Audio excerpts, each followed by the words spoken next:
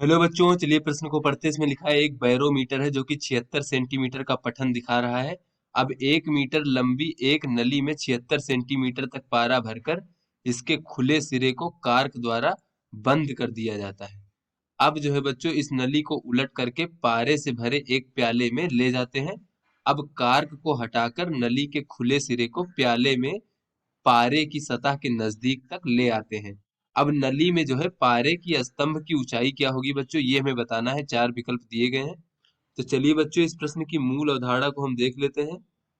और बच्चों, इस प्रश्न की मूल अवधारणा में जो है हम बैरोमीटर को समझ लेते हैं बच्चों, किस प्रकार से होता है। पर हम ये बैरोमीटर बना लेते हैं। बैरोमीटर में बच्चों इस प्रकार से हमारा कोई पात्र होता है, और बच्चों इसमें इस प्रकार से एक नली होती है बच्चों, इस प्रकार से। और बच्चों इसमें ये हमारा पारा भरा होता है बच्चों, इस प्रकार से।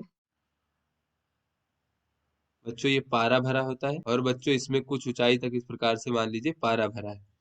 तो बच्चों ये एच ऊंचाई तक पारा भरा है यहाँ पर।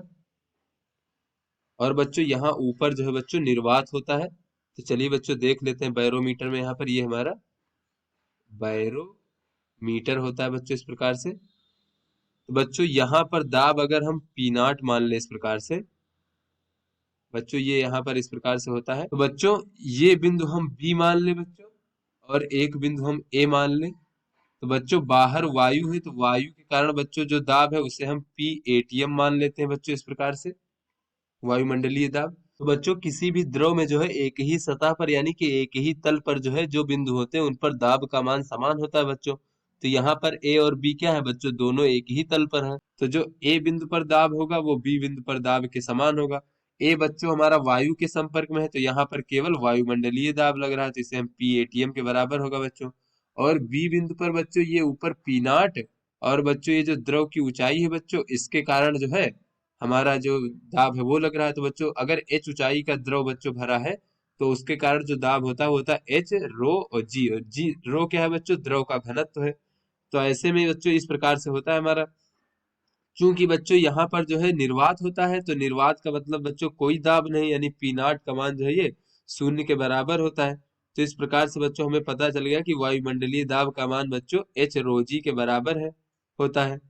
जहां बच्चों रो मतलब ये पारा है बच्चों, यहाँ बैरोमीटर में प्रयुक्त किया जाता है। और यहाँ पर बच्चों एच का मान जो है ये 76 सेंटीमीटर दिया गया है।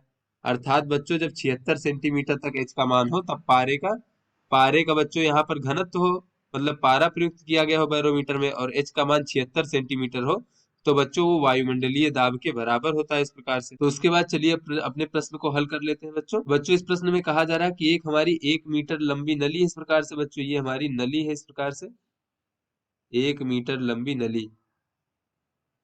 और बच्चों इसमें जो है 76 सेंटीमीटर तक कहा जा रहा है कि पारा भरा जा रहा है बच्चों, इस प्रकार से इसमें पारा भर दिया गया है। इस प्रकार से बच्चों पारा भर दिया गया है। और कहाँ तक भर दिया गया है बच्चों, 76 सेंटीमीटर तक। तो बच्चों बाकी जो हमारा 24 सेंटीमीटर बचा, इसमें क्या होगा बच्चों, इसमें वायु होगा। उसके बाद बच्चों कहा जा रहा है कि इसको जो है कार्क लगा करके इसको बंद कर दिया जाता है, इस प्रकार से। बंद करने के बाद बच्चों इसको उलट दिया जाता है। तो उलटने पर बच्चों ये इस प्रकार से हो जाएगा हमारा। जब नली को उलट देंगे तो किस प्रकार से हो जाएगा, ये बच्चों हमारा नीचे कार्क लगा था इस प्रकार से, और उलट देंगे तब हमारा पारा नीचे की ओर आ जाएगा और हमारा वायु ऊपर की ओर चला जाएगा बच्चों। तो इस प्रकार से बच्चों 76 सेंटीमीटर ये पारा हो गया, और ये बच्चों हमारा वायु हो गया, और ये हमारा पारा। बच्चों इसको जो है नली को अब हम किसी प्याले में ले जाते हैं जहां पर पारा भरा है बच्चों, और नीचे ले जा करके बच्चों कार्क को हम खोल देते हैं। तो चलिए बच्चों देख लेते हैं इसको इस प्रकार से। तो बच्चों मान लीजिए ये हमारा कोई प्याला है इस प्रकार से, जिसमें पारा भरा है इस प्रकार से बच्चों पारा भरा है। इसमें हम नली को लेकर के आते हैं और जो है कार्क को खोल देते हैं। और बच्चों जो है इसको जस्ट जो है इसके सतह के संपर्क में लेकर के आते हैं बच्चों, इस प्रकार से यहाँ पर देख लेते हैं। ये जहां तक पारा भरा है यहाँ के संपर्क में इस प्रकार से बच्चों लेकर के आते हैं बच्चों। यहाँ पर जो है 76 सेंटीमीटर तक इसमें पारा भरा था, इस प्रकार से 76 सेंटीमीटर तक। तो बच्चों यहाँ पर अगर हम दो बिंदु ले लें, एक तो ए बिंदु और दूसरा बच्चों यहाँ पर बी बिंदु। तो बच्चों दोनों बिंदुओं पर दाब का मान समान होना चाहिए, क्योंकि जो है बच्चों दोनों बिंदु एक ही तल पर है। तो बच्चों ए बिंदु पर दाब कितना होगा बच्चों, बाहर ये हमारा वायु है इस प्रकार से, तो ये वायुमंडलीय दाब के बराबर होगा बच्चों। तो इसे हम पी एटीएम लिख लेते हैं। और बी पर बच्चों दाब कितना होगा? तो बच्चों इसकी ऊंचाई जो है 76 सेंटीमीटर है इस प्रकार से, यानी एच के बराबर है बच्चों। और यहाँ पर बच्चों दाब जो है इसे हम पी नॉट मान लेते हैं। तो बच्चों ये पी नॉट और जो बच्चों एच रोजी है बच्चों इसके बराबर होगा, क्योंकि एच ऊंचाई के कारण बच्चों एच रोजी होता है। तो इस प्रकार से बच्चों दोनों बराबर होगा। अब पी नॉट बच्चों क्या है? यहाँ पर तो हमारा वायु था बच्चों, जो कि बच्चों वायु दाब के बराबर था बच्चों। यहाँ पर इस वायु का दाब कितना होगा? वायुमंडलीय दाब के बराबर होगा, क्योंकि बच्चों जब खोलकर भरा गया था इस प्रकार से, जब कार्क नहीं बंद था, तो बच्चों ये बाहर के वायुमंडल के संपर्क में था। तो यहाँ पर जो वायु भरी थी उसका दाब वायुमंडलीय दाब के बराबर था। तो बच्चों ये जो हमारा पी नॉट का मान है, पी नॉट बराबर बच्चों भी पी एटीएम है बच्चों, जो कि एच रोजी के बराबर है इस प्रकार से। बच्चों जैसा कि हमने मूल अवधारणा में देखा कि वायुमंडलीय दाब जो है वो एच रोजी के बराबर है।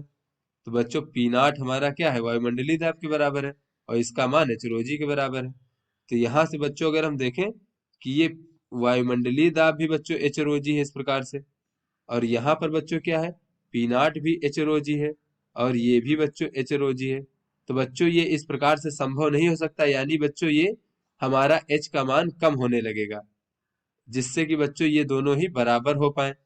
बच्चों एच का ये बच्चों इस प्रकार से नहीं संभव हो पाएगा, तो यहाँ पर बच्चों ये हो जाएगा, इसको बच्चों हम एच रोजी लिख लेते हैं वायुमंडलीय दाब को। तो बच्चों ये हो जाएगा एच रोजी बराबर, और बच्चों जब ये एच का मान नीचे घटने लगेगा बच्चों, यहाँ पर एच क्या होगा? घटने लगेगा, ये पारा नीचे की ओर आने लगेगा, जिससे कि इस दाब का मान कम हो पाए। तो बच्चों जब एच का मान घटने लगेगा तो एच रोजी का मान बच्चों जो घटने लगेगा, उसके बाद फिर बच्चों ये जो वायु है बच्चों, वायु को अधिक जगह यहाँ पर मिल जाएगी, तो ये वायुमंडलीय दाब के बराबर जो दाब था वो भी घटने लगेगा। यानी पी नॉट का मान जो पहले पी एटीएम के बराबर था, अब वो भी बच्चों पी नॉट का मान भी घटने लगेगा, क्योंकि उसको अब अधिक जगह मिल जाएगी। तो बच्चों यहाँ पर देख लेते हैं कि पी नॉट का मान घट करके मान लीजिए अब पी नॉट डैश के बराबर हो गया है, और पारे की ऊंचाई घट करके अब बच्चों एच डैश के बराबर हो गया इस प्रकार से, और ये एच रोजी हो गया। तो बच्चों अब जो है ये वायुमंडलीय दाब इन दोनों दाबों के बराबर हो गया बच्चों। अब ए और बी बिंदु पर जो है दाब का मान समान हो गया।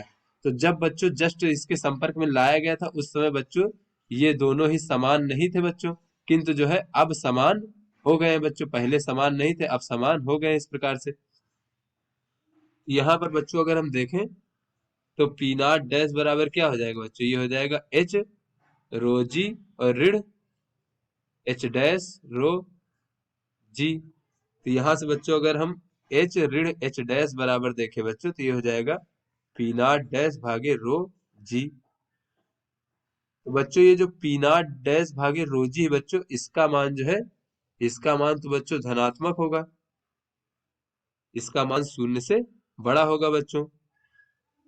तो बच्चों पी नॉट डैश भागे रोजी जो है ये तो बच्चों शून्य से बड़ा होगा, इसका मान धनात्मक होगा। तो बच्चों ये किसके बराबर है? ये एच ऋण एच डैश के बराबर है बच्चों इस प्रकार से। तो इसका मान भी शून्य से बड़ा होगा। तो यहाँ से बच्चों एच डैश का मान जो है वो छोटा होगा एच से। एच डैश बच्चों हमारी बाद में पारे की ऊंचाई है, एच क्या है बच्चों? पहले पारे की ऊंचाई है। तो पहले पारे की ऊंचाई कितनी थी बच्चों? एच का मान 76 सेंटीमीटर था, तो बच्चों यहाँ पर 76 सेंटीमीटर लिख लेते हैं। यानी बच्चों जो बाद में पारे की ऊंचाई होगी वो 76 सेंटीमीटर से कम हो जाएगी। तो चलिए बच्चों अपने विकल्पों को देखते हैं। बच्चों ये जो हमारा डी विकल्प है बच्चों, ये हमारा सही विकल्प है। तो आशा करते हैं आपको समझ में आ गया होगा। धन्यवाद।